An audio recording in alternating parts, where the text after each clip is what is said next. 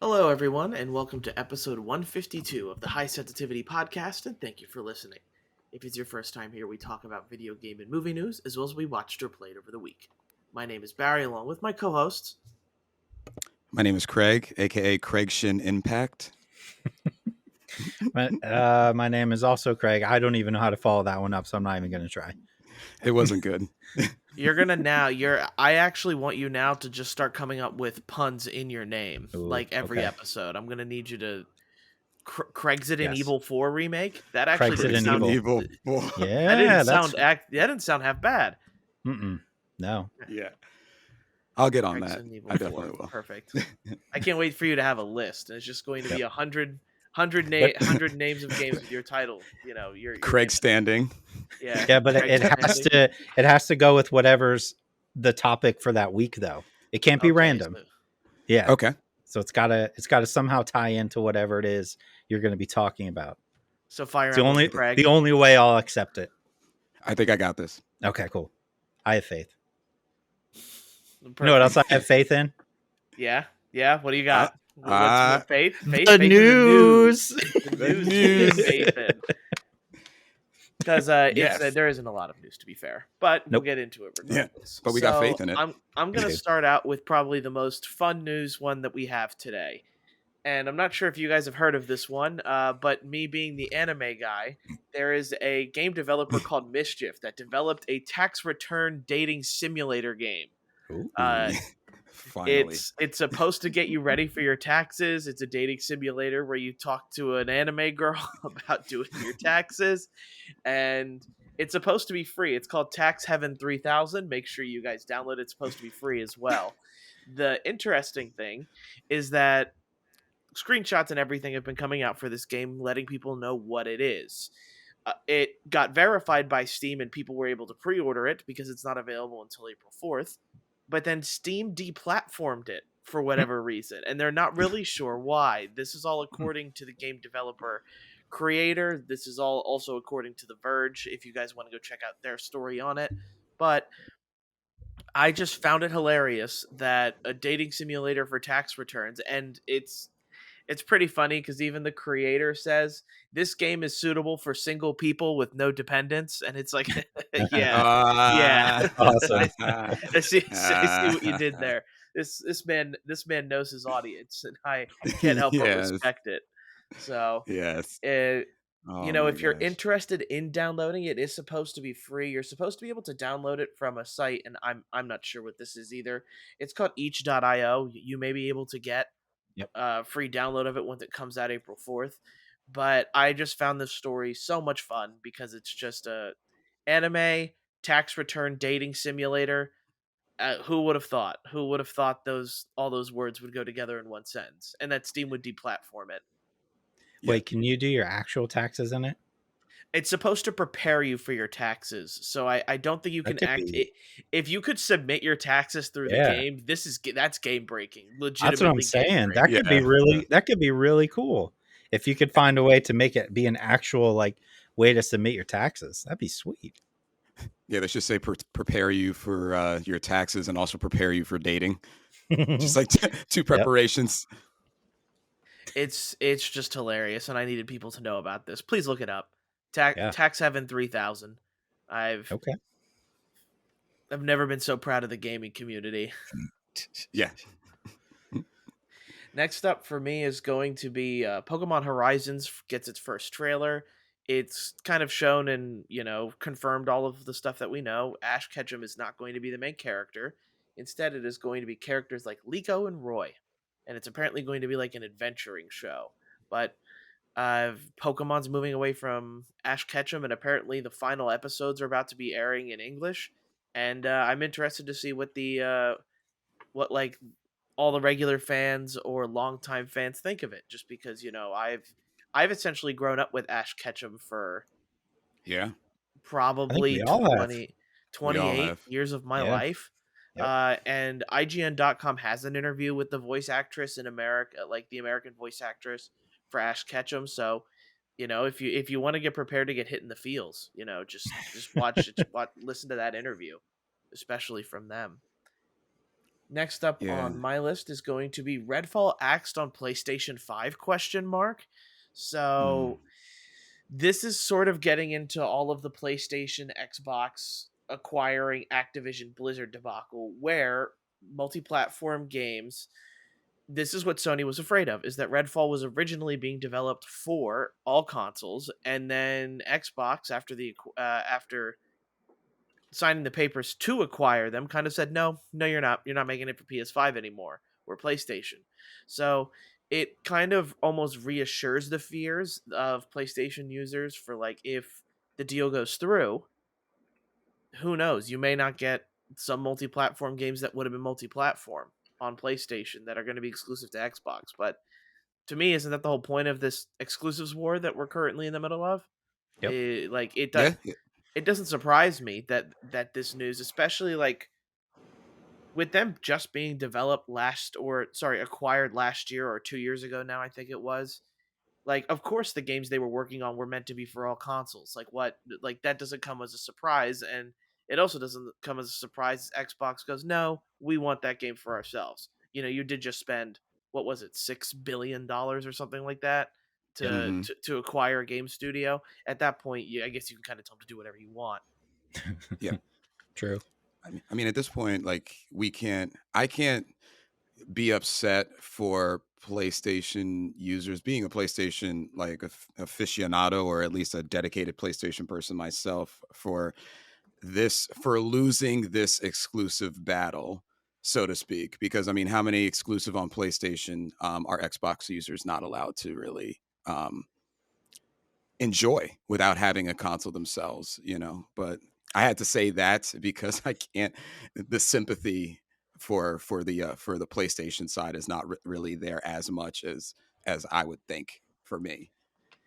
Yeah, I was wondering too when I saw this. I was like, yeah, that kind of makes sense. But I was wondering if we start seeing more of it now than we would have because of how petty it's gotten between Microsoft and Sony.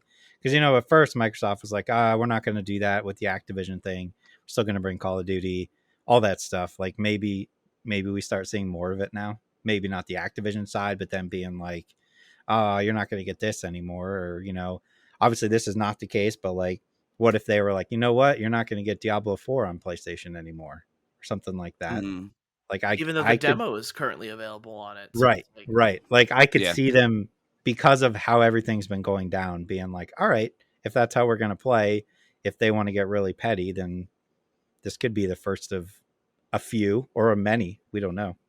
yeah, exactly. Yeah, like one thing that I do want to mention that I guess is kind of a part of this story is Metacritic released their developer ratings. So of game development studios, which studios score the highest, and you can't say PlayStation's losing the exclusive battle when Right. PlayStation is ranked number one. Yep. All of hmm the exclusive that have come out for PlayStation have been reviewed very well and have sold fairly decently as well. Except for Even Forspoken.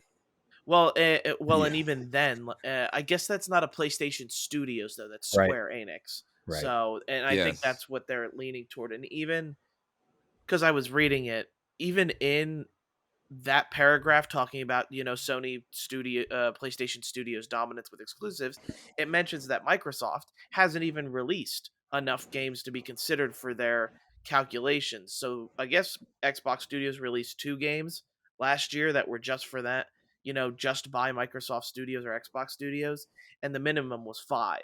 Hmm. So it's kind of like, that only alludes to one. Yes, the conversation of Xbox doesn't have exclusives last year is true, Right. especially with Xbox Studios.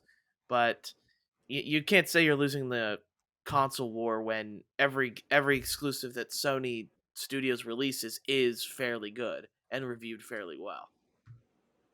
yeah. Yeah. And how do we expect this Redfall review to go anyway? I mean, I from Probably what not I've well. seen, yeah, I'll play it because it's free on Game Pass, but I didn't see enough to make me like that excited to Yeah. join that craze. So, Yeah, after listening to an interview from Game Informer, apparently they went over and did an interview with some of the game developers and toured the studio for Redfall.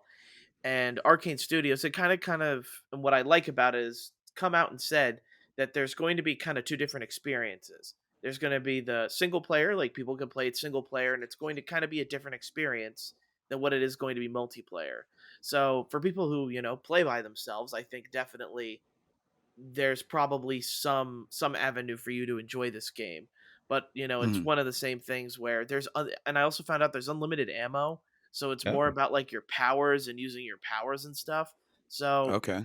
I don't know if it could be fun like a bullet storm. That would be cool. Like that, I'm kind of hoping that we start to get that feel. But Arcane Studios, of course, believes in its game, and the game developer, Game Informer, kind of came out and says they're a little bit more positive on that game now that they know a bit more about it. So I can only hope that Okay.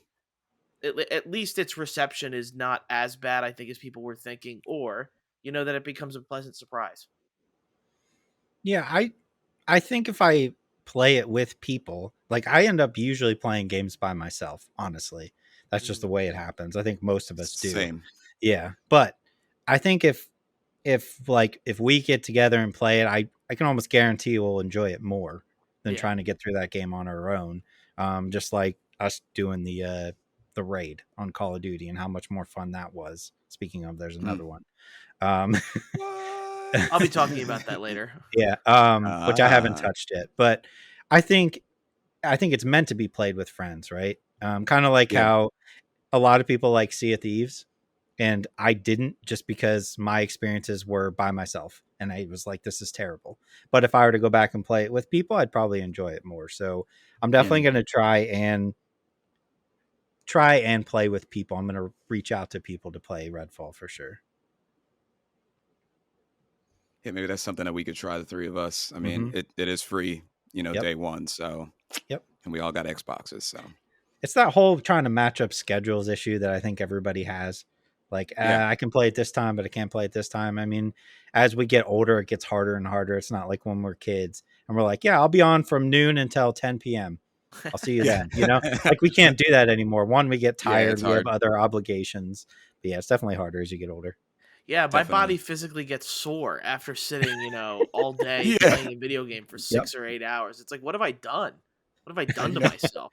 My Agreed. body's been locked in a certain position for so long it hurts to move. Yeah. But I guess that's being Getting old. old sucks. Yeah, no kidding. It does.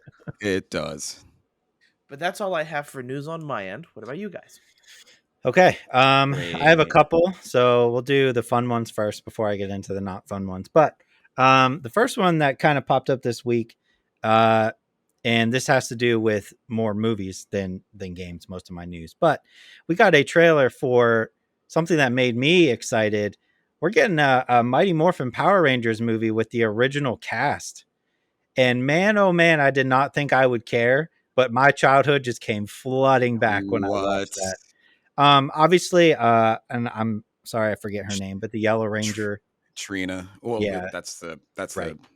character's name. I Has thought the pink one wasn't coming back either. she's there? Is she? She's there. Okay. I Yeah. must have confused the Um, two. so the woman who played the Yellow Ranger, I believe she passed away a couple of years ago. At this point, It's been it's a been while. a little bit, She died in like an ATV, kind of like right? I think it was like an ATV crash, something like Mm-hmm. that. You know. But I was pleasantly surprised to kind of see that like they mention her in the trailer, but they're using her daughter, quote unquote, in this movie. I'm super excited. I didn't think I would Yeah. be, but I'm like, I'll watch that for sure. Oh, I'll definitely watch that. Are we talking like main cast in terms of is Rita coming back like the original, or is she Yes, still alive? Rita's Yeah. there. Oh my god. Yep. She's Yep, coming back. Rita's there. Ooh, The okay. original. I mean, you're talking the original blue, black, and pink Rangers are all there. Yeah. So yeah, it looks. We lost the green guy, the Yep, green slash Tommy. white Tommy Lee ranger. Yep, Jones. Yeah, Tommy Tommy. Lee Jones. Tommy No, Lee no, it's Jones. no, it's No, no, not. no, No, darn it, Tommy darn Lee it. Jones. Oh, darn Tommy it. Lee Jones. Oh no, it's isn't his name Tommy something? It was Tommy. Tommy in the show. It's Tommy in the Oh show. no, dang it. Let me look it up. Oh Yeah, Yeah. we'll yeah, it's correct a that No, real three-part quick. name. It's a no, three-part no, name. I Tommy know no that Oliver. country. There it is. Tommy. Okay, see Oliver. See, it was very His see that. his his real name is Jason David Frank. That's who you're Okay, looking see, Okay. for. yeah, yeah, it was the three-parter there. Oh boy, Barry, I I did know this you were last talking time. about, Barry. I'm I pretty know what sure you're I talking did about. this last time too. Yeah, It yeah, yeah. wasn't Tommy Lee Jones in No Country for Old Power Rangers? Wasn't that the movie he was in? Oh man. But anyway, I'm excited for that. I believe it comes out in April next month, I Yeah. think, on Okay. Netflix. It's on Netflix. So yeah, I'm excited for that one. Second one here that I just wanted to bring up as like a PSA to everybody. I don't know how many people use Fanatical to buy games, game keys, that kind of stuff. But every so once in a while, they'll do their mystery bundles. Right now is the spring mystery bundle. I just wanted to throw this out there. You get 20 keys for about 14 bucks that you can redeem on Steam. Now they are random. I did one so far and I got some interesting ones, some that I probably won't play at all, but I got like Okay. this interesting like JRPG that I'm going to check out. But that being said, what they always do is there's a small percentage that you can get what they consider like the ultimate bundle. And it's coming with you get Resident Evil 4 Remake, Hogwarts Legacy, like all the big name games. If you pull that bundle, you'll get all of those for Steam. So I like to do this every time it comes out. It's the reason my Steam catalog is so insanely large. Yeah, no kidding. So for like 14 bucks, you can't beat it. Um, and you might find a game that you had never heard of that you might end up liking. So if you're looking for some new games to play, 100% check that out. And then let's get into some not so fun stuff. I wanted to bring up the Jonathan Majors stuff Yeah, real quick. Mm. He was just arrested. Was that last night as of this recording? correct. Yesterday? Yes. Yes. Yes. Domestic violence accusation. Now, I do want to say, there's always innocent until proven guilty. So we don't know for sure what happened yet, but he was arrested, taken into custody. I did see today that there was 2 former directors who came out and said that makes sense because of the way he acted on set. But again, we don't know anything until it's, proven in court. What this does mean, though, is I can imagine that there's a war room going on right now in Marvel as far as what do they do. He's Mm. such a huge part of every single Marvel movie coming out. I think they have an easy out if need be with the Kang variant where you can just change it to a new actor if you really need to and be like, yeah, this is what the new variants look like. So they do have an out. But I can't imagine it's a fun time in the Marvel headquarters right now.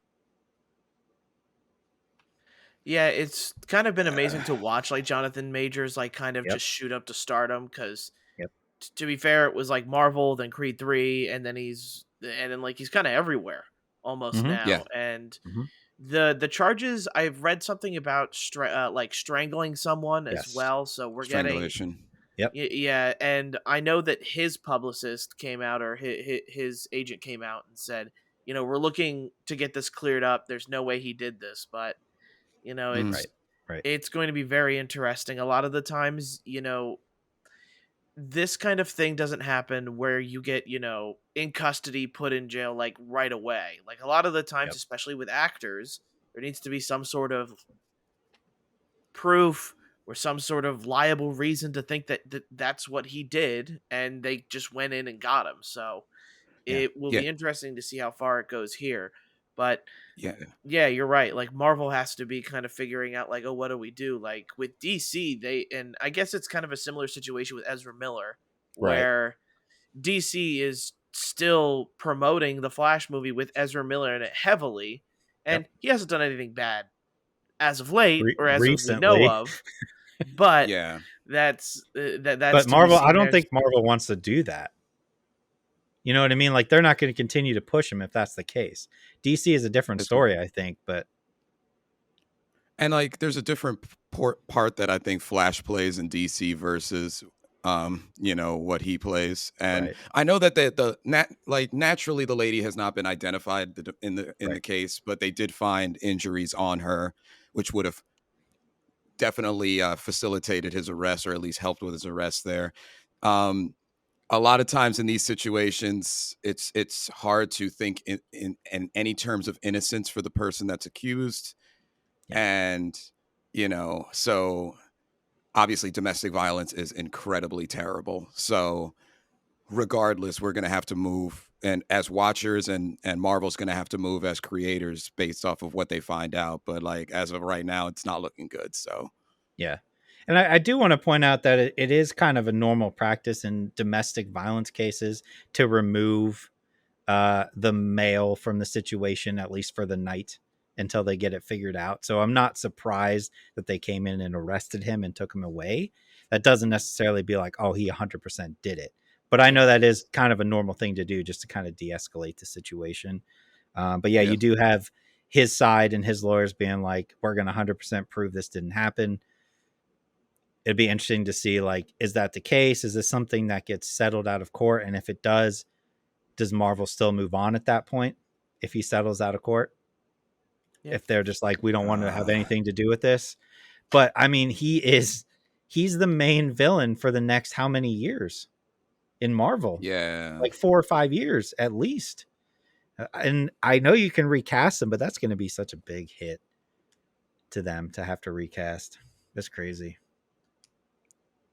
No, that is. And rough. Yeah. Yeah. And then the last thing I have right now, you know what we haven't had in a while? A rant. A rant. Yep, here we Let's go. rant. All right. Or you So, rant. You rant. all right. So we'll get into, like, we're going to obviously get into games we play, but I was playing on my Xbox this weekend and I noticed that my left bumper was not working anymore, which is always a bummer. So I had to go and get my third Elite controller. Hey, I did the same And thing this week too. all right, so Hey. your third one? Yeah, I'm on my third. Okay, so What? here's my thing.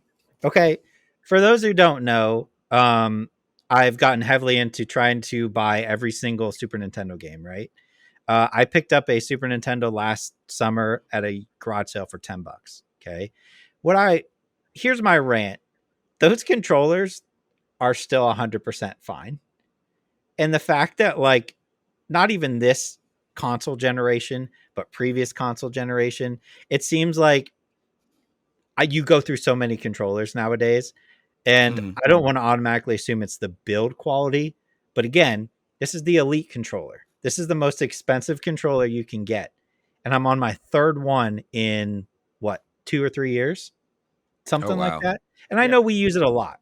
I use mine every day, but does that not seem a little ridiculous? Barry, you're in the same boat as me. We shouldn't be going through them this quick. No, and to be fair as well, like I've been playing a lot more Call of Duty. Like this year's Call of Duty, it's great. I've been loving it. Yep. And for me, like the reason I had to take mine away was because the little shortness trigger that, like, makes the Yep. trigger tap shorter for LT and RT, both of mine snapped off. And Same. it's like, what? Like, I get that these things are little tiny knobs, and I can kind of get like this breaking compared to like a button, but no, Mhm. you're right. I just wish that, like, for me, I just wish they would sell like reusable parts or something that I could just Yeah. buy a bunch of them for $20 and be done with it and be able to replace it by myself. Yeah. But it's not easy to replace the stuff on these controllers. That you have to. That's why, like, for me, I invest in every protection plan I can for these Exactly. Oh things, yes, because definitely. Yep. You gaming's I my have to. can't hobby and we move through them. I can't stress enough that, like, every controller I buy a protection plan on, because I just Oh man. assume that it's going to break. And that was never the case growing up. I bought, my regular Nintendo that I bought when I was 5 years old. I still have, it still works, and those controllers still work. Now, granted, there's not a whole lot going on in those controllers, right? It's an A, B, a start, select, and a D pad. So there's Yeah, less to go wrong. But still, at this point, like, and I agree with you. Those like short trigger things, like, those go so quick. And mine had broken like months ago, and I was just going with having it completely off and just going back to like normal squishy triggers. But yeah, this was like, I'm trying to play games, and I was like, my left bumper isn't working. What is going on now? And like the right one was going too, and I'm just like, this is like insane when you're spending that much on a controller. That it's going bad so quickly. It's insane. Yeah, and I know both of y'all. I mean, I've played games with y'all. You're not really the rager gamer No. types either. So it's not like you guys are Yep. like shortening the mileage on these controllers by launching them at the wall after a Dark Souls boss or something. Right. Greg and I So probably take care of our controllers better than like 80% of the That's what I'm population. But saying. yeah, When we're done, it goes back in the case. The case gets zipped up so no dust gets in there. I yeah. still go in and like clean it out with like a Q-tip and then like a wipe every once in a while. Like I try to keep them as pristine as possible because it's a big investment, right? That's over $100 that you're yeah, paying for a controller, and I want to make sure it lasts. But man, it's just so frustrating. What are watchmakers called? They have a specific name, but I like picture you guys being that, like like the people who like rewind Yes. watches and such like that. That's what I picture the both of you doing in terms of maintenance for your controllers. You guys are very meticulous. I mean, having that case is amazing. That you yeah, can just drop it in there, it's charging, and I can zip it up, and there's going to be no dust getting in there. I refuse to, like, when I'm playing, I don't eat anything because I don't want crumbs to get in the controllers. I don't even do that. yeah. I don't have I do the same Dorito thing. cheese getting in there. None of Yeah, that. Yeah. But I anyway, definitely stopped to eat. that was my rant. I'll throw it over to you, Craig. I feel better now. I love that rant. And you're right. There's not a lot of mileage on things. It reminds me of like modern day televisions. How many of us grew up with a parent or grandparent where the TV with the rabbit ears? Well, I'm maybe dating myself, but rabbit ears lasted like 10 million years. Mhm. And now, you're lucky if you get like 3 to 5, depending on whether you have a pet that likes to jump on it or not, like that type of thing. So, Yeah. um, I'm going to start with not so nice. Okay. Also with domestic violence charges. Justin Roiland on Wednesday, his charges were dropped in his domestic violence case.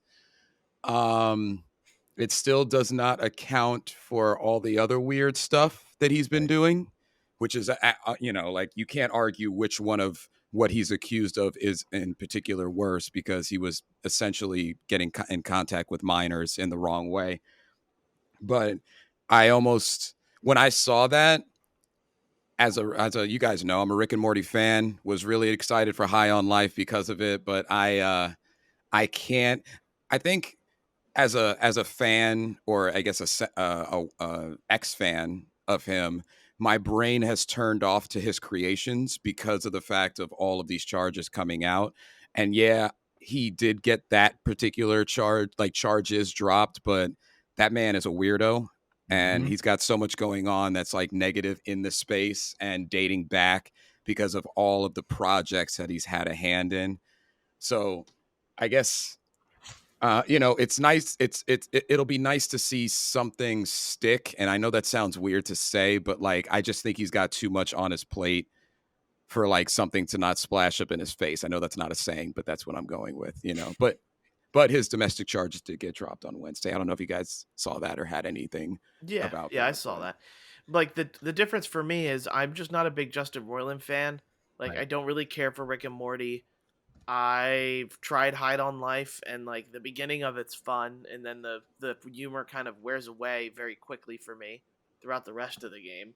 So it all just depends on what you like, and I think Justin Roiland is good at the type of humor he does, but just for me it wears on me, and I just don't. It's funny for a little bit, and then it's like, okay, now you could stop with the joke or something like that. So Yep.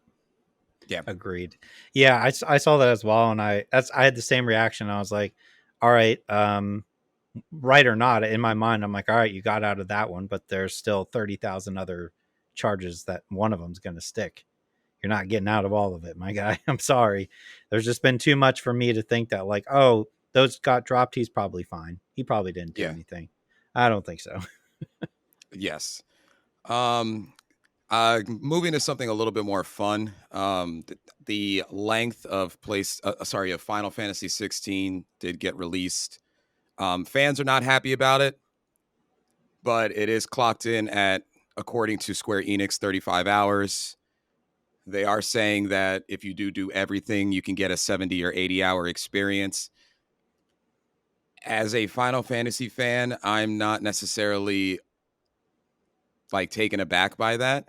I think we have a lot of games that are 100 hours, and for people who are trying to finish games and don't have a podcast, even like, or not on a podcast like the three of us, it's nice to see just kind of like a healthy amount of time for them to get through a Final Fantasy game.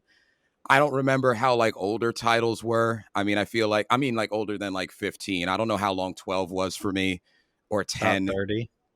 Yeah, so they could Yeah, tell a compelling. 13's about probably 20 30. to Less 20, than that, 20, yeah. 30, 40, yeah. About Hours. 20 Yeah. or 30, yeah. Yeah. Even the old This is- ones, like 7, 8, 9, those were 30. Those were 30. Now Yeah. that I'm thinking about it. Yeah. I totally forgot about 13. Thank you for bringing that up. Sometimes lightning doesn't exist for me. I'm just God, How playing dare this game you? like that. How dare Yeah, you? I'm sorry. I love 13, 1, 2, and 3. Those games Yep. are awesome. Yep. Definitely looked good for the time. That's But yeah, so go ahead. no, I'd say like that's the perfect length for a Final Fantasy game for me. Like I don't normally do all the side stuff in a Final Fantasy game, so if you're giving me a 30-hour Final Fantasy experience, that's awesome. Yeah, they've told how many amazing stories in 30, 35 hours with with worse graphics and like, Yep. like arguably gameplay as well. But that was something that I saw that I liked. Also, there's been a teaser by Munfish, Atomic Hearts creator. This is good news for me, probably for you gentlemen. I don't know. That they're already working on a sequel to Atomic Heart. Speculation is like a 2026 release, and like speculation obviously can go, that can be earlier, it can be later when we actually get closer to that time. I'm excited because I know I'm not going to finish Atomic Heart in the next couple of months. So when I read that, I saw that more of oh, thank gosh, I have years to play it. Like, not that it's going to take that long. I totally forgot to go back and play that. It was okay, but it wasn't good enough for me to be like, I need to finish that personally. Barry, did you finish it? No. I Come didn't on. think so. No. I couldn't remember if you were like fully hooked into that game or not. I did Nah. not get hooked into it. No, It was the all open right. the open world really like kind of tore me down. I do Yeah. not like the open world section. I really wish it was something more along the lines of what we hoped BioShock was, and Yeah. I wish game developers would learn that not everything needs to be this huge expansive open world. Like you can make I know. a smaller area and have just as much fun in it, cuz to be fair, you're just filling the world with empty crap that nobody's really going to be looking at. So, sorry game Agreed. developers. Yeah. You know what it reminds me of? Like that anger for that open war portion of Atomic Heart reminds me of when Craig was talking about that expansive edition open world in God of War Ragnarok, where you're like, why are we doing this? So bad. The worst. Why do we need this? Oh my So god. you're gonna give me another 10 hours? I just want to finish the story. I don't want to, just I still didn't go back and play that, by the way. Neither that have I. section. Yep. I just skipped right over it and I went, nope. Yeah. I probably never will. Yeah. Last one that I have. This is based on my disdain for what I'd seen on Forspoken, but Forspoken cost about $100 million to make, and that after fans learned of it, were also baffled at the experience that they received versus the amount of money that was used to make it. I looked up two other games that also cost around or maybe a tad more than $100 million to make, and those two games that I found were Grand Theft Auto 4 and Dead Space 2, believe it or not. Okay. And I think we can both say that a lot of gamers got an incredibly better experience than something like Forspoken. How did that game cost $100 million? How did Dead Space 2 cost $100 million? I believe Dead Space 2, because that was like super, for the time, super cinematic, like high budget. You know what I mean? That was like top of the top when that came out. That was like everybody was looking forward to that game. So that one makes sense. And obviously Grand Theft Auto. Duh. Yeah. How did Red Dead Redemption 2 not cost $100 million? Because it's boring. Yeah, but I mean, I feel like that one and GTA 5 would have also cost that much, but maybe not. Yeah, I guess it maybe depends on what you're building, like new engine type stuff wise. Mm-hmm. That's true. Mhm. And maybe it did cost more. I looked up for something that was around 100 million. So Okay. maybe Okay. Red Dead Redemption 2 I'm definitely gonna look it up. cost more than that. I feel like Red Dead had to be at least 100 million. Let me see. Production costs. I have to You know, know now. while Go we're ahead. talking about Red Dead Redemption 2 while he's looking it up, I was watching a streamer yesterday to play through Red Dead Redemption 2, and it's Mhm. just funny also listening to them going like, when does it get good? Like it Yeah, Yep. yeah, Yep. it's just a walking simulator at this moment, or just like going back it and is. forth doing the same thing in the Okay, I task. got it. And okay, Red Dead Redemption 2 cost $540 million. yeah, there we go. Wow. There you go. There's your answer. Yeah, It's a you Marvel went movie. around. Yeah, I was gonna Yeah. say you went around, not Yeah. 540 yeah, million. that one blows it That's out a of the lot of water. money for boring. Yeah, no kidding. Yeah. Yeah. Remember when we said we were both going to finish that this year, Barry? Yeah, we're not. No, we're not. Yeah, but it's not because we didn't try. No, I definitely tried. Yeah, I gave that game a good chance, like a good shot. Got like, but everybody keeps telling me when does it get good, and it's like I know there's some sort of probably betrayal that happens between you and your posse that you're currently in the beginning, but it takes far too long to get there. Yeah. Like Yeah. and I'm sorry to like Rockstar developers.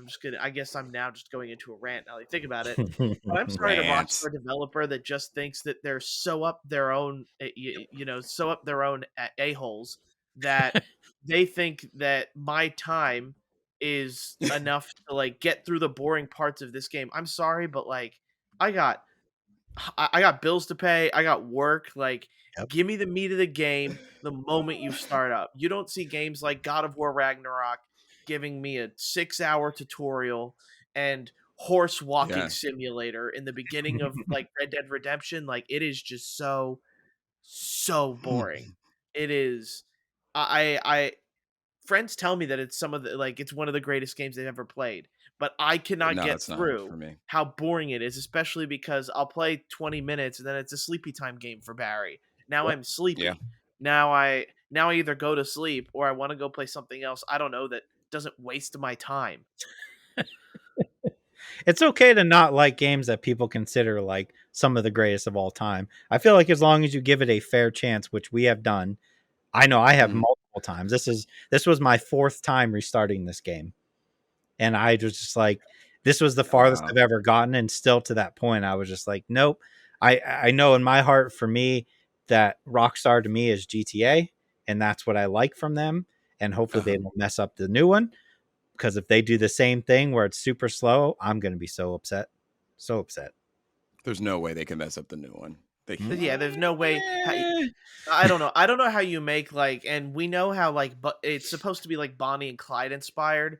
I'm Right. sorry, but the opening of that game should be very easy to do, Bonnie and Clyde style way to get you introduced to the characters in the middle Yeah. of a Yeah. heist, much like in GTA 4. So it's like Yeah. Yeah. or Just GTA give us like 5. a Sorry. Travis opening. Just give us a Yeah. Travis opening, but with two people.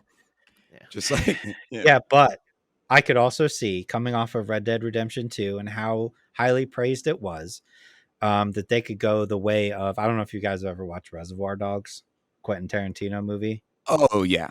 I Oh could see yes, them. I I have. could see them doing that. Which that movie is like. I love that movie to death, but there's so much talking, so Oh, there's a lot much, of talking. and I could see them doing that as well, and being Yeah, do you like, think you they know what? What if they do? yeah, what if they have one of those I mean, like, because Quentin does a monologue with every like opening. Like Yep. remember the one where remember how he's talking about tipping versus not tipping? Like Yep. they could just do things like that. Yep. Just 20 For minutes like about 20 one. minutes. Yeah. Oh my god, that's what I like. That's my biggest fear with GTA 6 is that they do that, and I'm just like, you know what? I'm done with Rockstar. I'm just done. I don't care Yeah. anymore. Yeah. But yeah, that's it for me with news, gentlemen. All right, so then we're gonna go ahead and get into video games next, which for me Yes. is going to be part two of my thoughts on Cereza and the Lost Demon. Okay. Okay. Follow up on Fire Emblem Engage. It's just some quick comments about it. Okay. And then Resident Evil 4 remake, of course, which I imagine we've all Obviously. at least started. Uh oh, he didn't start it. I How did have you a not start it? so I got it on Friday, but I worked Okay. late. Okay. Saturday I worked early. Uh-huh. Put it in the PlayStation. so that it could do all its downloading things. Yes, this is yesterday. And then I didn't play it for a very specific reason. It goes into shows I watched, Okay. but like Fair I Um, could enough. tell, you know, all Fair right. I enough. also but played Resident Evil 4, and I played Scars Above. Okay. okay. I played Bayonetta Origins, Cereza and the Lost Demon Ooh, demo, Yeah, I saw look you at him, playing that. look at him going. and oh yeah, we're friends Yes. via Switch. And then I finished Wulong Fallen Dynasty. No way. So I have final thoughts on that, Nice. powered through Nice. that. Okay. And then I jumped back in because I know I can get this done real quick. I jumped back in. I don't know if you guys forgot. I'm the only one of the three of us who didn't finish Hi-Fi Rush. Oh, So I'm trying yeah. to go through that. So I jumped in and played a couple of levels of that. Yeah, you don't want to miss that one. So if you want to, let's jump in first to Hi-Fi Rush then. Yeah. How is your experience going with Hi-Fi Rush? My experience is I can't think this not being some type of game of the year for me. Yeah. And Good. or like showing up on multiple lists is what I mean. Like it's going to. Yeah. The soundtrack is incredible. Is incredible. The way the combat evolves. So like when we were talking about it, like as a collective three on the podcast where you guys finished it, just like real quick. Yeah, binge that game is I, what we did. Yep. Yep. yeah, yeah. I only played like a level or two, so I didn't really have a lot down pat. Holy crap! Like they opened up the combat. So that was the one thing that I thought could have been better, but like I should have gave it a better chance in terms of like when things were going to actually open up, because that happens in like a lot of different games and things like that. So, but I can honestly say that I'm probably fourth or fifth act or whatever they call it, some band term, and I already can say that it's going to be somewhere on like multiple categories when we do end of the year games. So I love it. Characters are great, very witty content. They make fun of a lot of things that we've seen, like like a lot of what do you call it, pop culture, humor and such like that. I just like everything about it. So Yeah, I want to make sure that a point of not forgetting about that game personally for myself when we get to the end of the year. So I got to keep reminding myself how much fun I had playing it, because I know when it gets to like November, I'm going to be like, oh yeah, Hi-Fi Rush. Yeah. As we should. Hi-Fi Rush is Yeah. really good. Mm-hmm. yeah. So I'll go into Fire Emblem. Just about quick thing about that. I've been playing Fire Emblem a little bit recently because I need to finish these paralog maps. And just so you guys have an idea, this game came out in what, January, February? Mm-hmm. January. We're already getting the fourth. We're like, it's an expansion pass, and 3 months later, we're already getting the end of the expansion pass for it. Wow. April is supposed to release the new story and more DLC comment, and I think it's insane how fast like they just keep giving like me as a Fire Emblem fan and Craig as a Fire Emblem fan more content. Like I can't forget about this game because the moment I do, I have more maps I have to do, and then the new story path is coming out within 4 months of release. We usually have to wait. Mhm. Yeah. Horizon Zero Wow. Dawn, it took over a year to get DLC. Sorry, Forbidden West took over a year to get DLC. So Yep. it's Mhm. to me the rate that they're pushing this out. I just hope it's good content, but also I'm all for it. Keep rewarding gamers like us that like love this franchise with stuff constantly, just because it forces me to play the game, which to be fair, force is the wrong word. I enjoy playing Fire Emblem Engage, so continuously going back and playing it just means that there's more stuff to do. And part of me can't believe that we're at the end of the expansion pass already 4 months into the game. Yeah, it's definitely one of the better expansion passes that I've purchased. And they, when you're getting those paralog battles and such like that, that just because, a battle does take 30 to 40 minutes, depending on how much you need to rewind. It could take an hour, depending on, the strategy needed, but there's so much added. There's so many different characters. There's so many emblems. It's even, like the maximum characters that you can put in is like what, 12 to 14, Barry, something like Mm-hmm. that. And sometimes you don't have enough emblems, like just you have emblems on your bench. So it's awesome. It's definitely, it's really nice to see that amount of content being released in that short a time.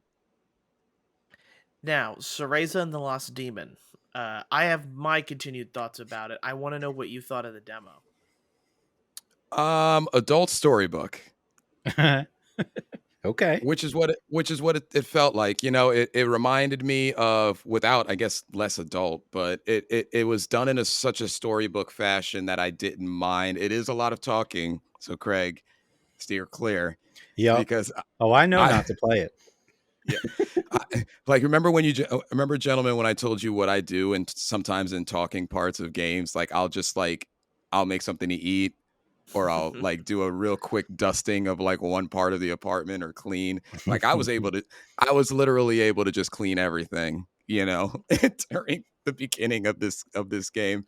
What I can tell you about the actual gameplay, um, I like the contrast of what Cereza's limitations are versus Cheshire's limitations. I like what you have to do to work together with the two of them in order to pass the puzzles. Um, I finished the demo, and there wasn't that much combat. So I'm interested to see how the combat evolves with them as well. But it looks great. I'm over it not being classic Bayonetta. Like, I'm fine with that. It's got a different name. It wasn't advertised as being Bayonetta. I could see myself possibly buying it when I need a game to just relax. Like, I literally started it right after beating Wulong, because I was essentially doing a Souls like, and it was just really nice to kind of just take a chill pill, work two joysticks, Cereza, Cheshire. How do I get them under and over the landscape, and and have them work together and such like that. So this is one of those things where I think the demo actually pushed me closer to buying. I don't know when I'm gonna have time to buy it and play it, and it's definitely not going to take precedent over some of these really big titles that are coming out in April, May, June. But I liked what I saw, and I didn't hate it, and that surprised me. Like, that I was actually kind of just like, I liked what I was playing. And just to continue from what you said, combat does get better. There's a whole upgrade tree that both of them get. There are combo moves that you initiate with both of them, so Cereza feels more like a part of the combat rather than just somebody who binds them. So she grows, Cheshire grows with the four elemental abilities he eventually learns, and just in the way that like the game likes to do these like funny or like good set piece flashiness where if you're in the middle of a battle and Cheshire has like this chomp animation when an enemy's like very low health, he can do this chomp animation and it just instantly kills. Usually with the final enemy, you get that, and then Cheshire will like throw them up and then crunch them as it goes slow mo. It's actually pretty satisfying. I enjoy the combat more, and like pretty much what I just wanted to add with Cereza is that this game is surprisingly like I am firmly into it. I really enjoy what the game is doing. um I agree with you, like it's the kind of game that I play, but it doesn't make me sleepy. Like, I can play it, solve the puzzles, interact with the world in a cool way that only two joy cons really can do, and Mm-hmm. and surprisingly find a lot of depth in this game that I didn't think was there just from the demo. It only gets better from the demo, and I think that's why I'm enjoying it so much. The the puzzles themselves, like, they just remind me of like fun like Portal puzzles, and I love the puzzles in Portal 2 and in Portal 1. Like, it's not like puzzle based or physics based puzzles, but leading Cereza into one area and then Chesser into another, and then you kind of have to work together to get one across or figure them all out. And I am excited to continue to play this game. Like, I am currently bouncing between a bunch of games, but like Cereza, I'm more than halfway through. It gives you a nice little completion percentage at the bottom every time you save, Yeah. so you know where you are in the game, which I find nice. So I enjoy seeing that number climb, and I'm enjoying this game a lot. I definitely think for the most part, if I had to recommend it to you, Craig, if it goes on sale, great. I just don't know if this game is gonna go on sale, sort of thing. I would hope that it Mm. would get to $40 and that you would buy it at 40, because definitely a $20 discount for this game is, well, you'll find your time well worth it. But I'm not upset that I paid 60 for it. Maybe I should do the voucher thing for it. You know, There that you two go. voucher. Yeah, the two vouchers aren't a bad idea because Cereza is one of them. Yeah. Yeah. Yeah.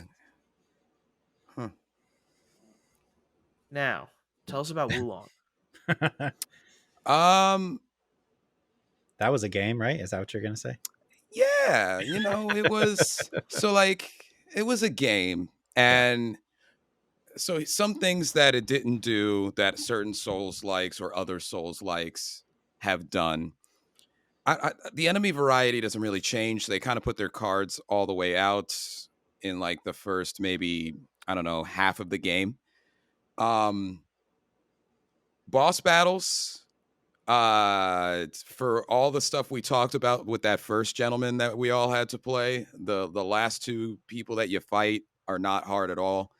It took me literally just one time each. Sorry, two times each. One for the move set learning, Mhm. but like I died when they had like a little bit of health left.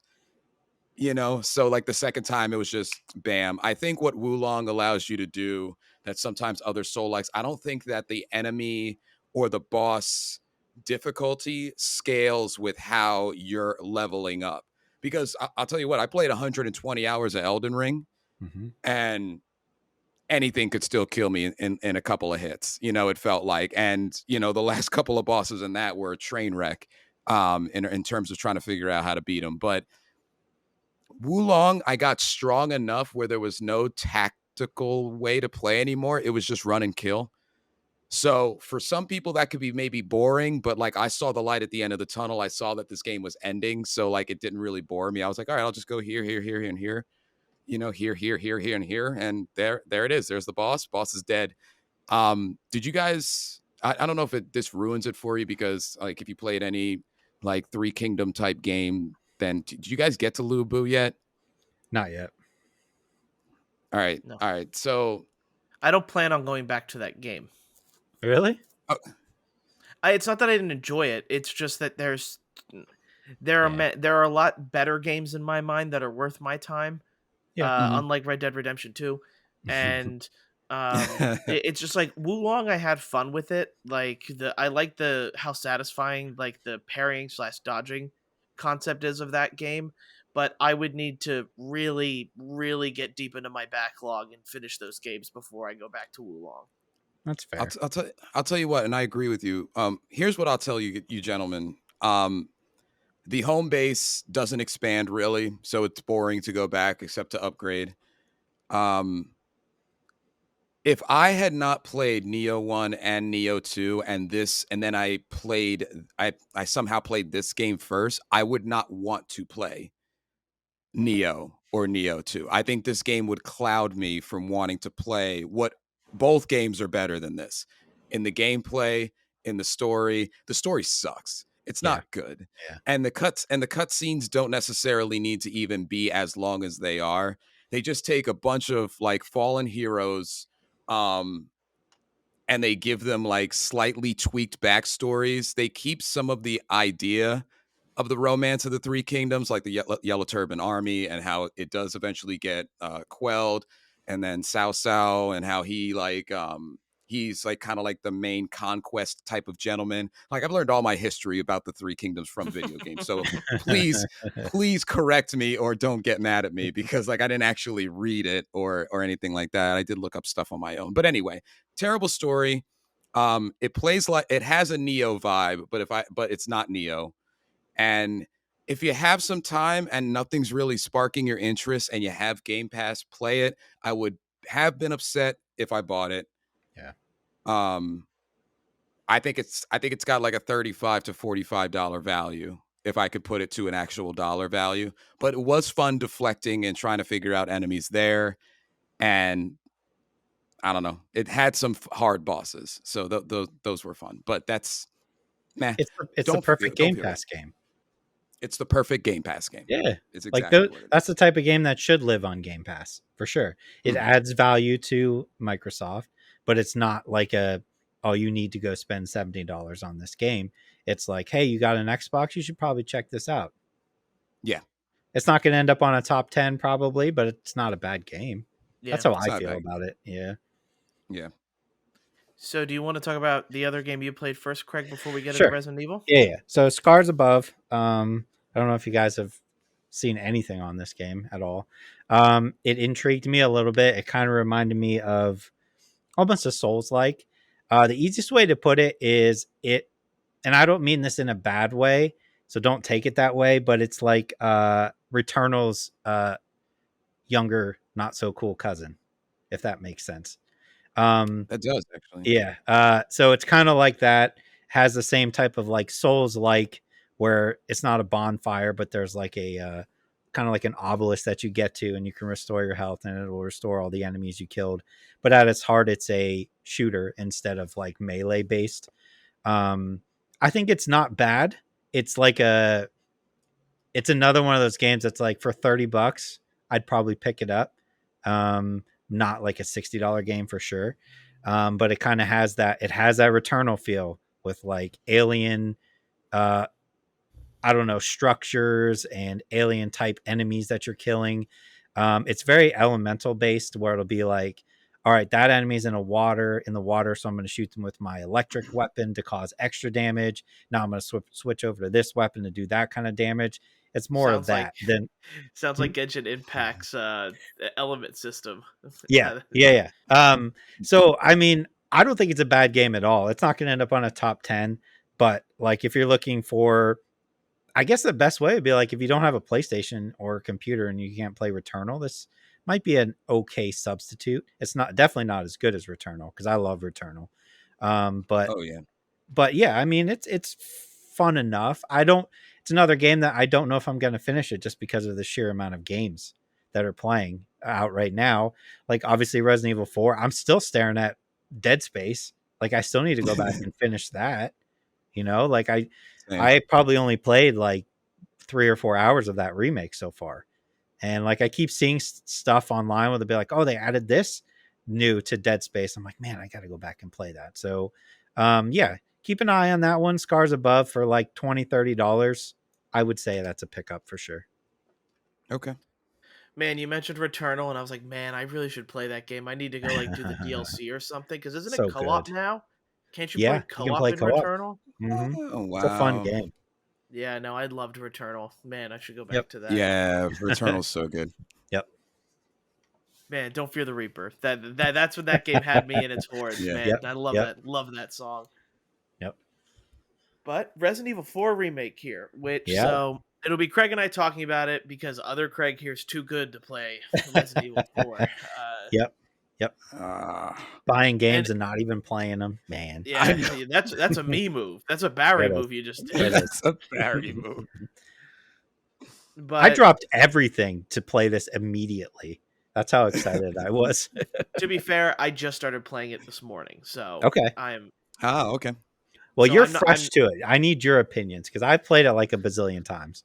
Let's Yeah, go, and Bear. we've talked about it too. And I guess what I didn't expect is like one thing. The game looks fantastic. Yep. It is probably one of the prettier games I've played so far, and this like new Resident Evil engine just looks so good. Yep. And getting to like see Leon from a third person like just makes you kind of appreciate it more. I think like there's this kind of appreciation that I don't get when you play Resident Evil 7 or 8. So like Mhm. I kind of see that when you're playing Resident Evil 4 remake. I didn't expect the game to be as hard as it is. And maybe it's because I don't like, and we were talking about it a bit before we started recording. Like Craig told me about the leg thing and Yep. suplexing stuff. I was aiming for the head, and let me tell you, my aim sucks. That's a very I'm Aim's used to not playing great in that game. yeah, I'm used to playing Call of Duty where I'm getting headshots every time. In this game, it's a lot Yeah. harder to get headshots, it feels Yep. like. So it's harder than I expect, because and during the demo portion of the game, you get to play the demo portion in the game pretty early. Yeah. And my thing was, and maybe you can tell me this, are you supposed to defeat all the enemies, or did No. I get mercy? Okay. No. 'Cause I barely shot Chainsaw Boy, and I was Mm. just running around because Yep. there were so many zombies. So I thought like the game mercied me. I thought it was like, No, okay, Are you dude, in the come it's front? on. What? literally a survive for a set amount of time until the church bell Yeah. rings, and then you're Okay. good. That, Yeah. that's what I figured when I was like almost dying during the demo. And like I was like, oh my God, there's too many of them. How do you get out of here? And you kept running, and then Yep. all of a sudden they all just like stop and Yep. go into the church. Okay. Yeah, No, I that's thought I it's got a jail designed out that of free way. card. Okay, well, good. All right, I don't feel like such a bad gamer then, because man, like there are just Yep. so many traps for you everywhere too, and Hmm. Bear one traps thing, yeah, bear traps especially. Like I knew those were issues the moment I saw them, and I somehow still run into them sometimes, all the especially time. when you're running around. So, Mm. and his leg has to be made of like steel because I don't see my health go down on Yep. those things. But that's the campiness and fun that they Yeah. keep from the original. If Resident Evil 4 remake really took itself seriously, you'd be taking damage every time you run into those bear traps. Or they'd make the traps a little less deadly. Is how I'll put it. Yeah. And in it, I'm just really overcome with like how I appreciate how this game has kind of an old gamey feel where Leon says these stupid one-liners and I can't help but giggle a little bit or Yep. appreciate the things he said. Like I forget what he says when all the zombies go into the church and he's like, "Oh wait, am I late or is everybody going for bingo?" And Yep. I'm like, Yep. in Yeah. today's Resident Evil games, you don't get that. Like you don't get Hmm. those stupid No. one-liners Yeah. and that's what I love about it. I like the fact that his kick is so dramatic when I shoot It them and I is. just kick them and they fly and it's like Yep. knocking over other people. Like It's this is Tekken. funny. Yeah, Yep. Craig told me about the suplex and now I need Yep. to get the suplex. Now I It's need to so suplex good. It's someone. so good, especially when you do it and their head explodes. It's so funny. Wait, do you have to acquire it? Like, do you No, have to? no. Oh, If okay. how we were talking before we started recording is like these enemies will just they're bullet sponges. They really are. You could shoot them like 4 times in the head to kill them. So what you'll learn is shoot them in the leg when they go down, and they'll go down on like one knee, and then you can run up and hit A or X depending on what you're playing, and he'll do the kick. Right, he'll kick him in the face, and usually that'll kill him. But if you run up behind them while they're on one knee, he'll grab them in a bear hug and like back suplex them. And it's the Sick. funniest thing. It makes no sense that he would just pick up this zombie and suplex them, but it's so satisfying. I love it. I like it. Yeah, and even this game does the little things I appreciate, and I can't imagine like the tech how technologically it has to go. But like when somebody's charging me or about to throw an axe and I shoot them in the hand that axe is throwing with, it completely gets thrown and, goes somewhere else. Like I kind Yeah. of like the fact that it's not just a reset animation. Like he fails throwing it, so it misses me. And that's the Mhm. kind of little things that I can appreciate when a zombie's about to throw a stick of dynamite or whatever it is in the early levels that he starts throwing at you, and you hit him before he throws it and he drops it and then he explodes. And it's Yep. like, okay, like I'm at least getting rewarded for maybe hitting, some skill shots despite the fact that they're difficult as heck to hit. Yeah. And I'm I Mm. and I'm I mostly do it on accident. I'm not doing it on purpose. They'll just weave their hand in front of them while I'm Yeah. trying to hit the head, while I miss 10 pistol shots and stuff like that. So it, like I'm bad at the game and I recognize that, but I really am enjoying, the how it looks and how it feels as a newer game, but also keeps that like maybe original story, which I haven't experienced. I've only heard things about. So Yeah. I can really only hope that I'm gonna be mashing A at some point to run away from a boulder or something like that. I think that's one of the parts of It the is game. one of them, but from what I read too and saw in like reviews, I think they got rid of it, like the quick time events, No. which is Yeah, it kind of a sounds like bummer. it. Oh, yeah. Also, I don't know if this happened to you. It hasn't happened to me yet, but I have seen it posted everywhere. When the zombies are throwing their axes at you, Mhm. if you like duck, like if you crouch when they're about to throw, they'll like fake it and then wait for you to stand up and then throw it at your head. Oh, I Like that haven't kind seen of that stuff yet. is so cool to me that they That added is that in, cool. where it's like, nope, gotcha, and then they'll throw it. That is cool. Hmm. Yeah, I just moved left or right. I didn't think about Yeah. ducking it. Yep. But yeah, like that's my impression so far. I'm going to continue playing this game because I do enjoy it. It's not nearly as scary. I was telling Craig the most scared that I've been of this game so far is that I was walking around farm animals and a bull decided to charge me and he got me. Uh, Yeah. Oh, jeez. It Yep. wasn't a zombie that got me or any sort of infected. It was It a, was that a darn barn animal. bull. It was a barn animal that got me to jump. So Yeah. it's Mm. and it's just a simple little jump scare. It doesn't bother me too much. So as I continue to play the game, I hope I just still continue to have this much fun as we go along. But Craig, I want to hear yours because you're the one that's probably played this game Um, more times than yeah, and I years think I've been Yeah. alive.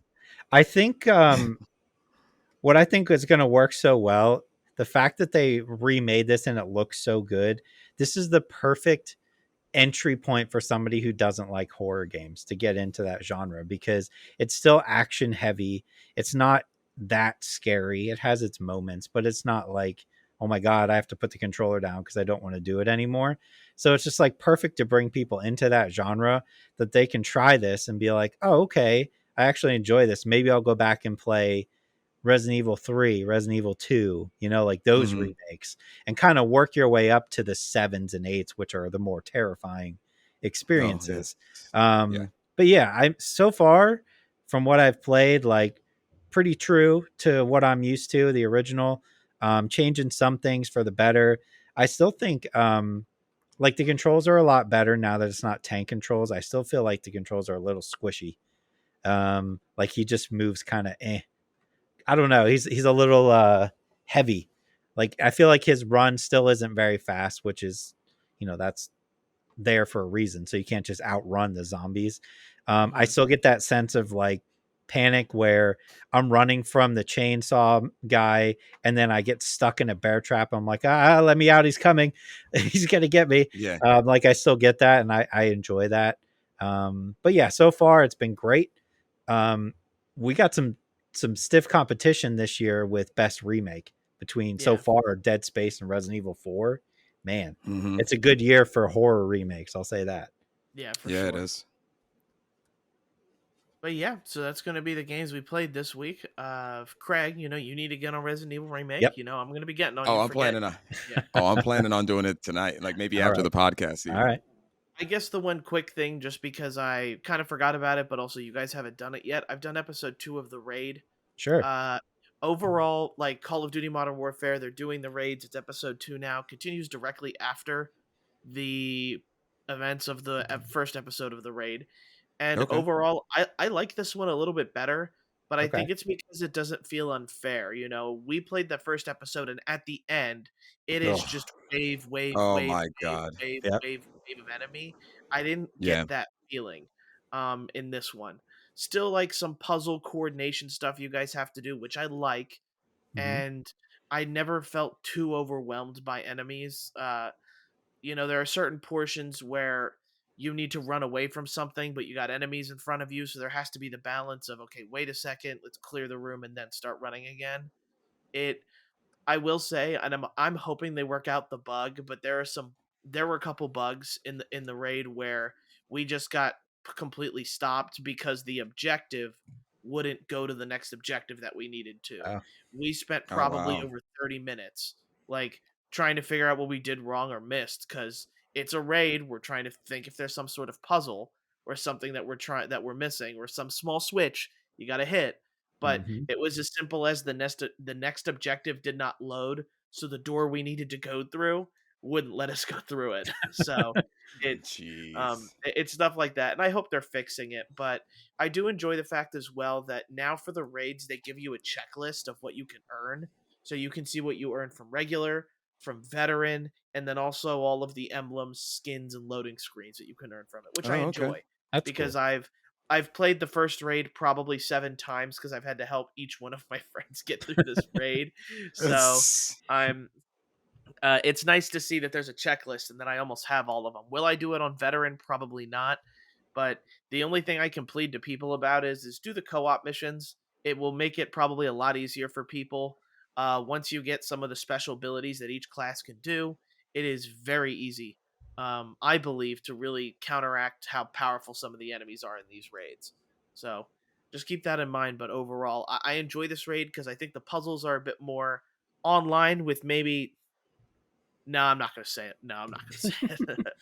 um, maybe the puzzles I believe make more sense. It's not trying to figure out these like numbers and what the letters are to them. It's I did like that portion of the first one, but with all the enemies coming around, I get way Yeah. too angry at my friends for not being able to hold up their own, and I'm sitting there handling 3 times as many enemies and the 2 are still dying. I'm sorry, I'm just now getting into what happened last night when I tried to help my friend That's get funny. through a raid. That's funny.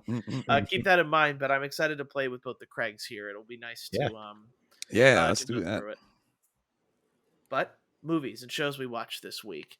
So for me, I watched Puss in Boots: The Last Wish, Oh yes. and I am now almost done with Dark. I finished season 2. I binged that like hell on Thursday, and now I'm well into season 3, and hopefully going to finish it by the next podcast.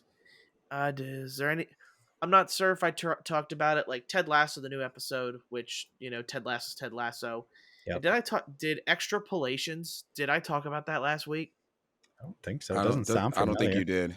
I don't think you Okay, did. another Apple TV show that is kind of interesting to me. It's about but I'll wait. What did you Okay. guys watch? So we had, for me, I had the season finale, season 2 of Mayor of Kingstown this week. And then Oh. I am fresh off of just getting back from the movie theater seeing John Wick, Chapter 4. Oh, I can't wait. I can't wait for that, Craig. Sorry. Um, I I watched the newest episode of School Spirits, but I'm going to save my thoughts on that till the end. Now that it's episode and by episode, because they released like the first 3, I think. So I gave an impression, but now it's by week. Um, I watched Knock at the Cabin, Okay. which Yeah. is available on Peacock as of Friday, and I powered through the first season of Yellow Jackets with my wife, and Hey, that show is insane. So so good. Uh, so it is so good. So Mhm. those are the 3 things I watch. Mainly Yellow Jackets and Knock at the Cabin. At the Cabin would be the 2. All right, I kind of don't know where to start. Yeah, no, we got a bunch of variety. Yeah, we do. I guess I'll kind of talk about Dark because I guess that's probably the oldest thing that any of us have Mhm. watched. Dark season 2, like, and I can't get over it. This is probably going to be one of my top 10 series of all time. Yep. Dark is that good and it is that much fun. I I can't get over also like how it just continues to build but then makes sense as well. Like I'm waiting for the one cop out that they do, but then that cop out never comes. Like everything they're doing has made sense. And do I have to really pay attention to the show sometimes? Yes, because there's way too many people that look alike and it's Yep. I'll admit season 3 is jumping around a lot and I'll admit for the first time I am getting confused about where I am and what I'm supposed to be like whose group is who. But it is very enjoyable to watch. I love the sci-fi portions of it, and this time travel loop that they continue to do is just a lot of fun. Uh, Dark, it's amazing to me that it's too bad that I wish like actors I knew were in this in English because then like I feel like I'd have more of a connection with them. Yeah. But it's still fantastic despite the fact that it's all in German and that I have to watch the dub of it in order for it Yeah. to make sense. I can't like I'm one that watches anime and this would be really hard to follow if I had to if I had to read subtitles and follow along what's going on screen. Sleepy time. Sleepy Yeah. time. It's a lot.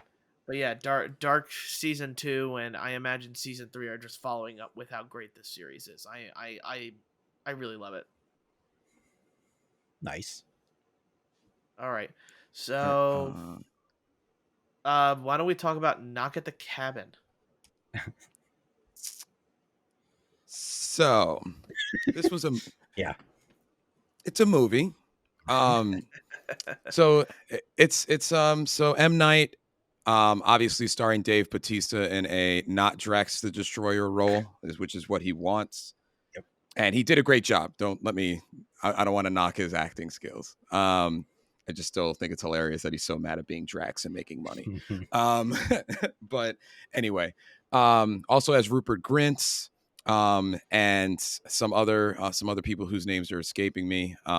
But essentially, it's the Doomsday movie, or at least M. Night's take, where there are three people, two husbands and their adopted child, I believe, staying at a cabin when some people approach claiming that they have to make a choice where somebody of the three has to kill the other one in order to prevent the end of the world.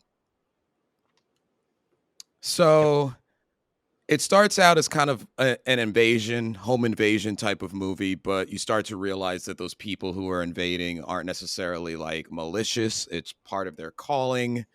So you kind of see the humanity within everybody, and not to ruin it too much because it is out on Peacock, for people who didn't go see it in the theaters.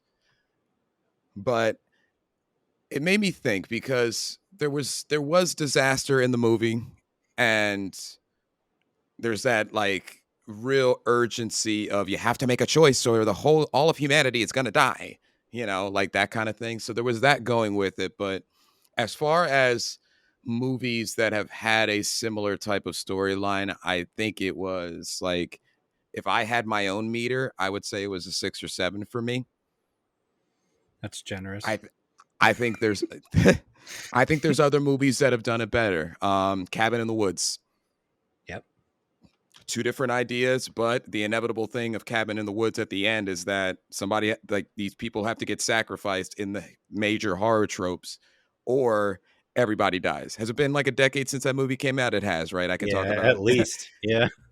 So, like, the everybody's gonna die thing, if you don't sacrifice yourself, has been done before and done successfully in other films. I recommend watching it because it's free. I think Dave Bautista does a great job as what is essentially a mild-mannered behemoth of a man, because he is basically mild-mannered in that movie. But as far as M. Night's, it's definitely not top 5 M. Night selections of mine. I told my wife this after we were done watching. I think I've fallen into loving M. Night's cinematography more now than his storytelling. I was in love with his storytelling, as was most of movie watchers. That's how he got his Signs fame, like all of Sixth those different Sense. Yep. Sixth Sense. And I think that I've fallen out of that, and I've fallen into what he does when he's like in his vision. Um, because he did like the second to last episode of a show I just finished, Servant, via Apple, but like he was also an executive producer there. His cinematography, his direction in that was amazing, and it was one of the best episodes shot wise in the series. Same thing here. Like, I like the way the movie was done. As far as storytelling, a little predictable. I didn't feel urgency when I was watching it. Like, I didn't feel on the edge of my seat. A lot of disaster movies make me feel that way. Even like not so revered ones, maybe like Day After Tomorrow, I felt edge of my seat because I don't know. I don't think that some of the disasters made me feel like as we're all gonna die as that movie should. And even a movie like The Happening did that. You know what I mean? So, like, another M. Night. Even the movie like The Happening did that for me, or did that in general. So watch it. It's free. If you saw it and you liked it in the theaters, kudos to you. We should all be paying for something we enjoy when we go to the theaters. It just wasn't my jam as much. I can firmly say that I don't think M. Night Shyamalan is a good writer. Are you I saying think any more, or are you saying ever, like, ever. there's No, a I it's a think spicy. I my personal opinion is that he got lucky with Sixth Sense, that it worked. Um, Signs, I don't. Signs is good. I like Signs, but everything after Signs that he done, in my opinion, is complete trash. All of it, all of it. And like, I know he's very decisive. You have the people who are like, oh, he's pretty good, and you have the people like he sucks. I just think that like when you line up everything after Signs, It's not good. The Happening was bad. Lady in the Water, not Mm. great. Old, awful. This one, Oh not yeah, great. that's right. I just think that he, for a while, he was coasting off of the Signs and Sixth Sense notoriety, and I every time something comes out of his, I'm always like, who is funding this man? And I know he's doing a lot of it himself, but like, Mm. I don't know where he's getting the money other than he's doing these extremely cheap. But yeah, I have just like, it's to the point now where anytime I see a movie, I'm like, oh, that looks interesting. Then I see his name on it and I go, oh, never mind, because it's gonna suck. It's Mm. gonna start off promising, and he doesn't know how to finish a movie, how to wrap it up, because every one of his movies starts off great. And I just feel like I get to the end and I'm like, oh, wasted my time again every time with Yeah. him. I don't know. Oh, I'm me just too. I'm so over him. I'm so over him. Ugh. I l- I love the he got lucky with Sixth He did. Sense He comment though. 100% Well, got lucky. are you saying that he got lucky because we as a general watching public were less susceptible to plot twists, and Yes. is that what Yep. it was? Yep. I You release that movie now, it would not do as well as it did back Yeah, I then. guess to be yeah, I guess to be fair, now yeah that I think about it, Craig's not wrong. I think yeah people You just happened to like get one out there first. yeah, Honestly. yeah like now that I think about it, every time somebody mentions Sixth Sense to me, it's like, oh, that's right, he's dead, and Yeah. it's like, Yeah. you never hear anything else about the movie other than like The only one I will give him credit for is Signs, because I think that Signs is is a well fantastic. done movie. Signs Extremely is well fantastic. done. But everything else he's done has been garbage. interesting. Yeah. Like because like now that we think about it, I don't want to take this too broad, but Fight Club, I think if that movie released now, 50% Same of the thing. watchers would be like, they're the same person, right? Yeah.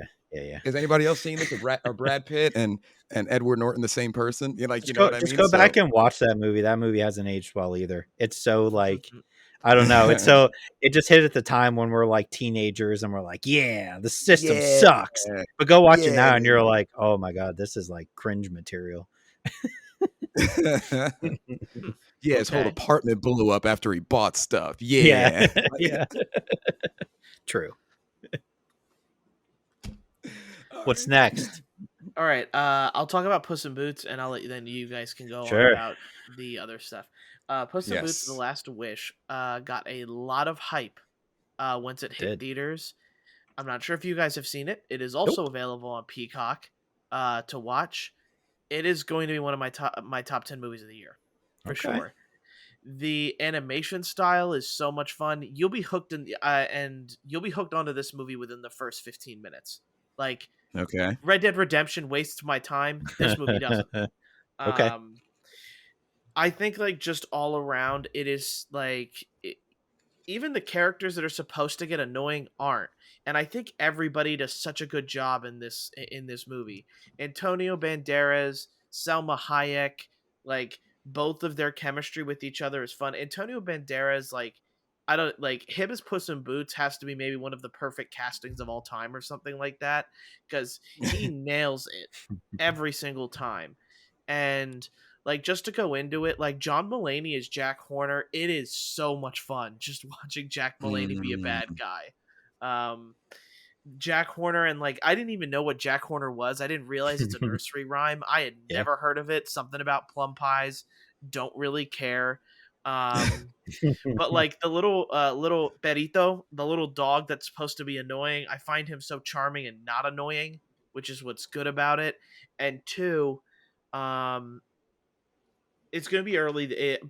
I'm saying this pretty early, but the Lobo, the wolf character, death in the Last Wish is probably like a villain done so well. Like he's mm, one of the best villains I've seen, like in movies in general. Um, the first appearance he makes on screen, he makes it with a statement, and it is so good. I once I found out this was available on Peacock, I just can't recommend like people should go watch it. It is not a waste of your time. I get it. People think it's a kids movie. It kind of is, but the animation is gorgeous. It is like Spider-Verse levels of it where it's really smooth, but then like once action starts, they kind of do a lot of these like 4 frame stills kind of thing. It looks awesome. If you have a nice TV too, like for me, I have a nice TV and sound system. I can't get over, like, it looks incredible. This is a colorful movie. It's not filled with gray, black, brown tones. It has got color everywhere, and I can't recommend this movie enough. I didn't think it lived up to the hype, to be honest. It well deserves all of the hype it got. It will be one of my favorite movies of this year.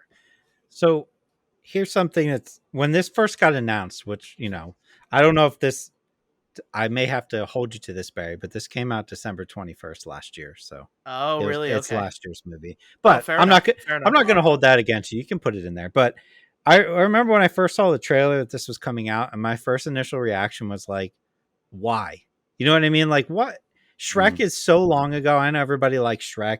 Why are we doing a movie about Puss in Boots? But then I started noticing, like, Rotten Tomatoes, it's at a 95% right now. Yeah. And I was just like, what? I remember when it came out in theaters and it was so high. And I was like, there is no way.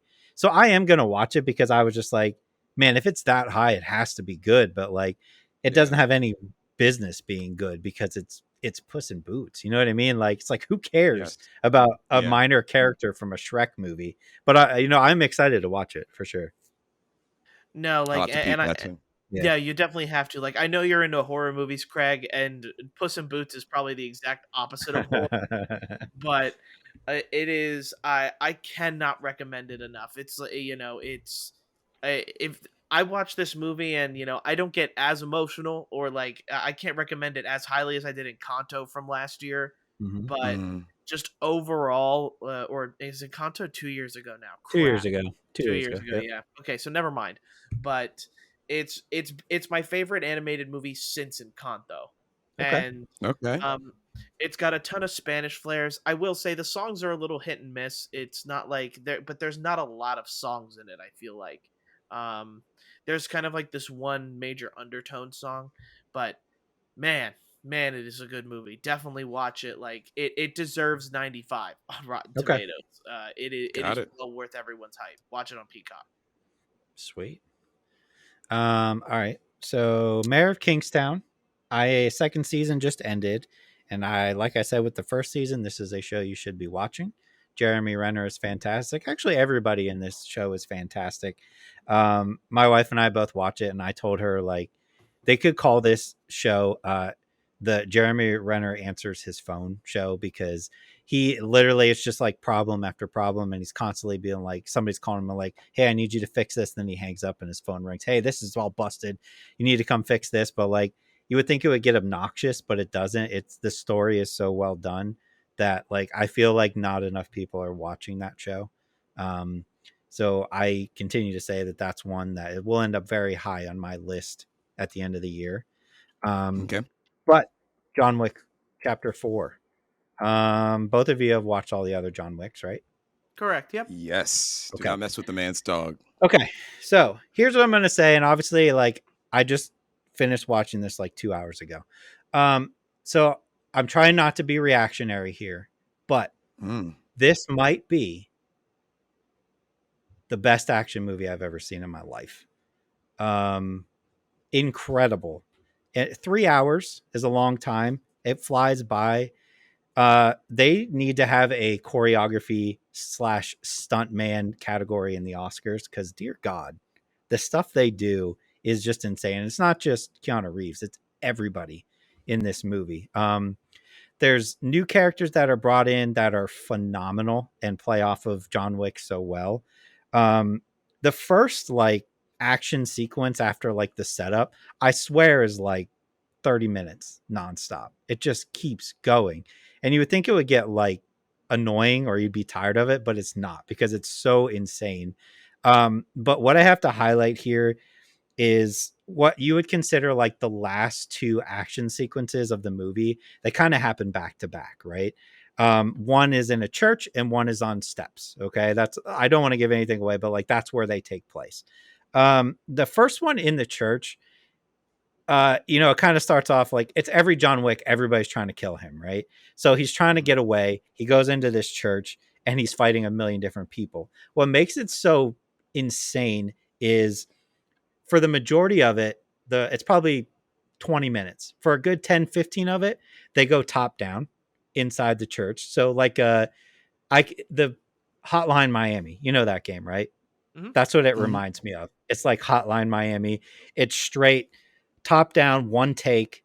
Keanu Reeves just going insane and killing like a bazillion people. It's done so well. It looks incredible. And when that ends, you go right to the next one, which he's trying to get up like this 120 some steps, right, to where he needs to go. And the choreography on that is just insane. Um, so yeah, I mean, I feel pretty comfortable saying it's probably the best action movie I've ever seen. Um, Again, I'm trying to give it some time to breathe, but my goodness, every time I watch John Wick, I'm like, man, it's just so good. And then the next one comes out, and I'm like, oh my god, it's better than the last Yeah. one. It's Wow. every time. I don't know how Yeah. they do Yeah. it. I don't know how they do it. Um, but yeah, there's like, I bet you it's crazy to think that like these movies, especially this one, Keanu Reeves probably has like 40 lines of dialogue in this movie in 3 hours. He's just like, he doesn't talk, he just kills people. Um, but yeah, it's everybody does a phenomenal job acting. This is a movie that I don't say it often, but like you have to see this movie in theaters. You have to. Cause some of these like fight sequences, when you got like the music blaring and the bass is like rumbling your seats and it's just insane. It's like you can watch it at home. And if you have a good setup, you can get, the same experience or pretty close to it. But there's just something about seeing an insane action movie in theaters that's just like next level. Um, yeah, I go see it in theaters. This is the best one of the series right now as it stands. It's the best action movie I've ever seen. Boy, it's going to be hard to knock this one out at number one at the end of the year for me. It really is, unless something Cool. else comes out. But yeah, it is Yeah. phenomenal. Cool. I'm excited. I Mhm. know I'm I was going excited to as watch well. this movie anyway, but Yeah. hearing a long Oh, review of it definitely. just makes more sense to Yep. watch it. Yes. All right, I got one more. Sure. Yellow Jackets. Mm-hmm. Speaking of things that people need to watch, something completely different, but than John Wick at least. But Yep. so Yellow Jackets came out in 2021. My wife and I continuously saw the commercials for the season 2 coming out um, as of right now, and we were like, we need to watch this. And holy cow! So holy cow! So like for those of you who don't know, it's like the mid 90s, and there's a soccer team, high school soccer team. They're all a bunch of different personality ladies on this team, and they are very good. So they end up going to this championship, and they get on a plane to fly to Seattle. And they're on the East Coast. I think they're in Jersey or Philly or something like that. I think it's Jersey. And they fly like over Canada to get to Seattle, and the plane goes down in like the wilderness. And the way the show is shot is it's kind of going in back into the past of these girls having to survive, because they end up having to survive like 19 months out in the wilderness by themselves. Some of their friends died on the team, some coaches died, some of them survived, whatever. So you have that parallel, that being that story being told. In the same time, you have the present day with the girls that survived the wilderness leading their adult lives and having to deal with just everyday stuff, as being semi-famous for being somebody who did survive the crash and being called a yellow jacket, which is the name of the team. And also having to go through like just whatever trauma that we are still having to learn as watchers. First episode in the first season hooked my wife and I. We powered through literally from Tuesday till now the whole first season. It's incredible. Christina Ricci's in it. Juliette Lewis. They're adding some new people in the season. Who's the person? The other one, Elijah Wood. yeah, Elijah Wood's in season 2. Yep. Elijah Wood's in season 2. Melanie Linsky plays one of the surviving women in the adult version, and she is just amazing in everything that she plays. But the reason why I'm telling everybody they should watch it is you have like a group of girls who, they grew up in a suburb, and they have to deal with something. The survivors have to deal with being in the wilderness, but there's something very lost like Yep. about this wilderness. So in their attempts, and this doesn't ruin anything, but they try to like navigate this wilderness, but something is not how it seems. Like the ground is different. They feel a different energy. So there's things out there that traumatize them. And you see in the adult versions of the girls that survive, you see that they dealt with something more than just trying to survive the wilderness. Now, I don't know much. I just know what the first season told me. Clearly, after the first one was done, this show could be easily 3 or 4 seasons because there's like a 19-minute journey of them being out there, and I think they only covered like a couple of months. Yeah. Um, where I think you where I think people who haven't watched the show are going to like it is you're going to immediately get attached to the young and adult versions of the characters in the wilderness and who have survived. It's a game of who dies because they show you the adults in the first episode. So you're linking them to their young characters and you're like, "Wait, I don't see this young character as an adult. Does that mean they died or does that mean they didn't introduce the character yet?" So there's that parallel and you love all of the characters and how they're portrayed so much. It's really about trying to see how they get through um this traumatizing thing. I don't know, Craig, you've seen the first full season? Yep. What did you think? Oh, I think it's phenomenal. It's kind of like how you feel watching Dark, where you're kind of like, I don't know what's going on, but I really like it. It's like the same thing. Yeah, I haven't started the second season yet, but yeah, that first season is a doozy in a good way. It, I definitely recommend it. I can't wait to power through the rest of the episodes, getting up to the current one in the second Mhm. season, which I think I'm only down 1 or 2. Yeah, Um, highly recommended, but you need to have Showtime to watch it. right. So you can either do that through if you have Prime, you could do that through Prime Video, which is what I'm doing, just like adding it to one of my subscriptions with my Paramount Plus and all that. So like if you like Showtime's $11 a month, so you have to consider that first. Right. Either wait till it's all done and just buy 1 month of Showtime and just power through the whole series. Do it however you want, but I'm going to be keeping Showtime while season 2 goes down. Definitely. Yeah, it's definitely the best thing on Showtime right now. Yeah. Most def. All right, is that it? Anybody got anything else? I think that's All right, it. perfect. So thank you guys for listening. If we would appreciate if you would review it or comment on the YouTube video we're going to put up. Please make sure to share it with fellow people that you think would like it. If you're interested, you could follow us on Twitter, Instagram, or Twitch.